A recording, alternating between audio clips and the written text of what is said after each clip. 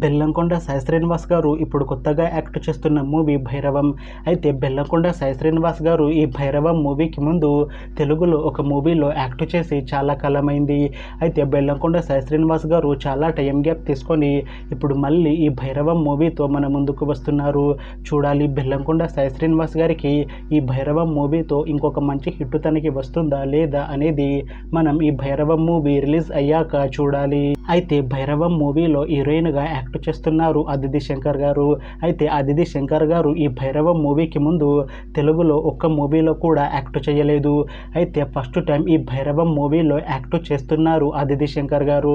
చూడాలి అదితి శంకర్ గారికి ఈ భైరవం మూవీతో తెలుగులో తనకి ఒక మంచి హిట్ వస్తుందా లేదా అనేది మనం ఈ భైరవం మూవీ రిలీజ్ అయ్యాక చూడాలి. అయితే భైరవం మూవీ టీం ఈ మధ్య ఒక చిన్న టీజర్ని అలానే పాటలని విడుదల చేసింది. అయితే వాటికి మంచి రెస్పాన్స్ వచ్చింది. అయితే ఈ భైరవం మూవీని ఈ మే 30న రిలీజ్ చేస్తున్నారు మూవీ టీం.